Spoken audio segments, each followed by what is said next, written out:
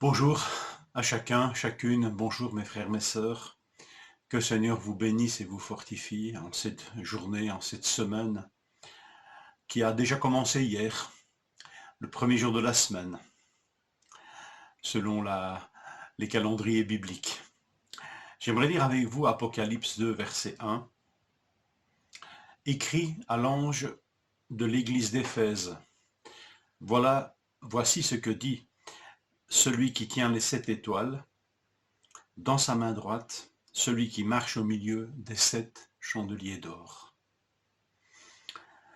Voici le premier message adressé aux églises, cette église de l'Apocalypse. Et si celui-ci est adressé à Éphèse, il est adressé par celui qui tient les 7 étoiles dans sa main droite et qui marche au milieu des 7 chandeliers. Donc toutes les églises sont ici interpellées en tout temps et en tout lieu, puisque celui qui s'adresse à Éphèse s'adresse d'abord comme étant celui qui marche au milieu de toutes les églises et qui tient les 7 étoiles dans sa main droite. Écrit à l'ange, l'étoile qui est dans la main droite de Jésus, le Fils de Dieu. Qui donc est ce messager? C'est ce que veut dire ange, n'est-ce pas? Messager. Qui donc est ce messager mystérieux? Cette étrange salutation écrite à l'ange. Je ne vais pas vous apporter une réponse originale. Les commentaires se sont déjà penchés beaucoup sur la question. Un être céleste qui représenterait l'Église devant Dieu, devant son trône. Un vrai ange en quelque sorte. Ou, reprenons le terme de messager, des messagers délégués par les églises qui sont allés chercher ces lettres à chacune d'entre elles à Patmos et qui les ont rapportées à l'église. Ou alors les responsables spirituels, les anciens, les évêques, les responsables en tant que représentants spirituels de l'église. C'est entre ces trois options qu'oscillent un petit peu les interprétations. Alors, je ne suis pas original, mais est-ce que nous ne pouvons pas y voir un rappel que l'Église est connectée aux réalités célestes?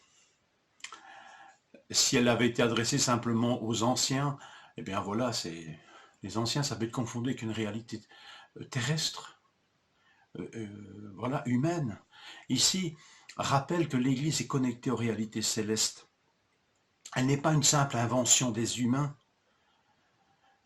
C'est aussi un rappel à sa capacité d'écouter. C'est un message qui est adressé par un messager connecté au ciel, un message qui nous vient du ciel, un message qui nous vient de cette réalité céleste qui parfois nous échappe si souvent, mais l'Église est connectée à cette réalité céleste, capacité d'écouter des messages qui nous viennent d'en haut, qui nous viennent du Seigneur, de notre Sauveur, de notre Maître. Jésus s'exprime ainsi à propos de ceux qui croiront en lui, de ceux qui le suivent. Écoutez bien, c'est dans Jean 10, versets 27 et 20, jusqu'au verset 29. Mes brebis écoutent ma voix. Je les connais et elles me suivent. Je leur donne la vie éternelle. Elles ne périront jamais et personne ne pourra les arracher de ma main. Mon Père qui me les a donnés est plus grand que tous et personne ne peut les arracher à la main de mon Père. Ces messagers, ces étoiles sont dans la main droite de Jésus, du Sauveur, de notre Sauveur. Alors, dans ce texte de Jean, ce rappel de notre capacité à écouter sa voix, une voix céleste, une voix qui nous vient d'en haut mais qui nous touche ici-bas. Et est-ce qu'on peut y voir, pour ma part, j'y vois une notion tellement rassurante et en même temps toute puissante de notre Seigneur. Il tient l'Église, il tient ses disciples dans sa main et personne ne peut les ravir de sa main. Alors les églises peuvent écouter le céleste, elles sont dans la main de leur Seigneur Écoutons donc ce que l'Esprit dit aux églises. Écoutons. Et c'est écrit aussi par celui qui marche au milieu des 7 chandeliers. Et les chandeliers sont les églises. Christ n'est pas seulement présent au milieu de chacune d'entre elles, il marche au milieu des églises, collectivement. Attention donc aux visions étriquées de l'Église. Notre Église, celle-là, la seule qui est en quelque sorte la cage de notre Seigneur. Le Seigneur nous rappelle qu'il marche au milieu, souverainement, de cette Église.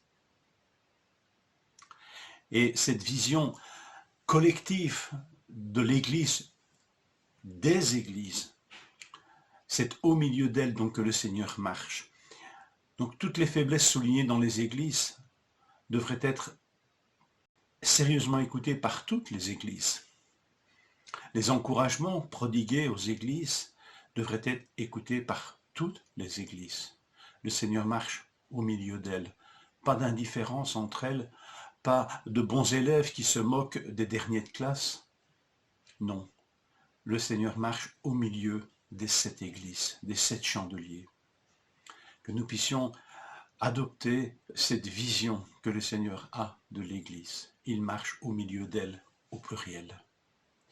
Que le Seigneur nous touche et nous permette d'écouter vraiment ce qu'il a à nous dire. Parce que le message est adressé aux églises, mais aussi à chacun. Que le Seigneur nous bénisse dans cette écoute et qu'il nous rappelle par sa grâce combien nous sommes dans sa main. Je vous souhaite une bonne journée.